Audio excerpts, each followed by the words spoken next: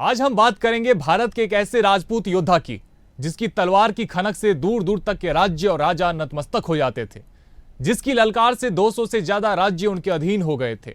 युद्ध कौशल ऐसा कि भारत ही नहीं बल्कि यूरोप और ग्रीस को भी जीतकर अपने राज्य में मिला लिया था। जगत गुरु आदि शंकराचार्य के महान शिष्य विश्व विजयी सम्राट सुधन्वा चौहान, जिनके किस्से सुनाते लोग आज भी नहीं थकते हैं। तो आज हम आपको दिखाएंगे भारत के एक वीर योद्धा के पराक्रम की अनसुनी कहानी।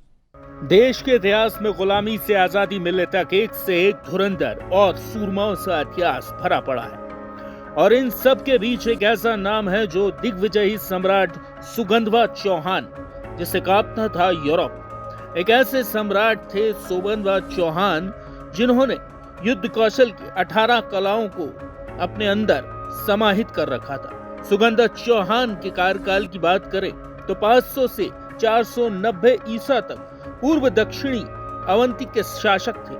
माहिष्मती नगरी उनकी राजधानी थी, जो वर्तमान में मध्य प्रदेश में महेश्वर नाम से प्रख्यात है।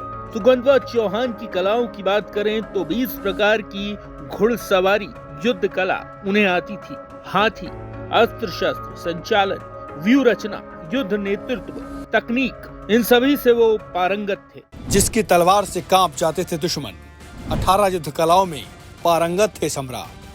20 प्रकार की घुड़सवारी युद्ध कला आती थी। आदि शंकराचार्य के शिष्य थे सम्राट सुधन्वा।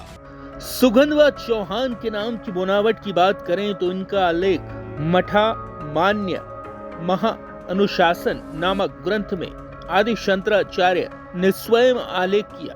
सन 498 ईसा पूर्व ग्रीस के शासक थाइमोएतेस से युद्ध किया। सम्राट सुगंधवा चौहान ने, और इस युद्ध का वर्णन बैटल ऑफ थंडर के नाम से जाना जाता है। इस युद्ध में ग्रीस एथेंस की भूमि में दोनों सेना इस तरह से युद्ध लड़े थे जैसे बिजली आसमान से गिरकर जमीन से टकरा रही है। सुगंधवा चौहान की सेना ने थाइमोएतेस को पराजित कर एथेंस ग्रीस पर कब्जा किया था। दक्षिण यूरोप विजय करने के लिए एथेंस पर विजय करना जरूरी था। एथेंस विजय कर सुगंधवा चौहान ने सनातन वैदिक ध्वज लहराकर विश्व विजय के लिए निश्चिंत हो चुके थे।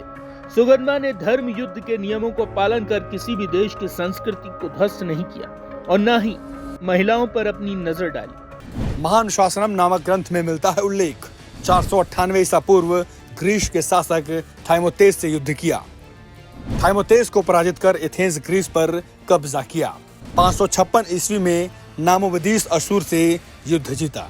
The history of archaeology part 1 नामक किताब में आलेख मिलता है कि सन 556 ईस्वी में नवोनिदस अशशूर ने महिष्मती साम्राज्य पर आक्रमण कर दिया। सम्राट सुगंधवा चौहान की सेना शक्तिशाली साम्राज्य भी कांपता था। अशशूर राज नवोनिदास की 5 लाख की विशाल सेना को परास्त कर सुगंधवा चौहान ने अशशूरों को यूफ्रेटस नदी के पार तक खदेड़ दिया। सुगंधवा चौहान ने मेसोपोटामिया, बेबीलोनिया, एलाम, फुर्गिया, पर्शिया एवं यूफ्रेटस नदी को मिस्र की टाइग्रीस नदी के पार तक सनातन ध्वज को लहराकर इन अशूर राज को अपने साम्राज्य में शामिल कर लिया। इसके साथ ही ईरान और इराक तक अपनी सत्ता का विस्तार किया। तो ये कहानी थी भारत के उस महान वीर पराक्रमी सम्राट की, जिसने सनातन का परचम 7 समुंदर पार भी फहराया। लेकिन दुखद यह है कि आज उस महान सम्राट को बहुत कम लोग जानते हैं। इतिहास में भी इस महान सम्राट के साथ न्याय नहीं किया, तभी तो इतिहासकारों ने अपनी किताबों में इस महान सम्राट का उल्लेख नहीं किया। सम्राट सुगंधवा चौहान मूल्य देकर किसान से खाद्य सामग्री लिया करते थे। सम्राट होते हुए भी अपने पद पर कभी दुरुपयोग नहीं किया।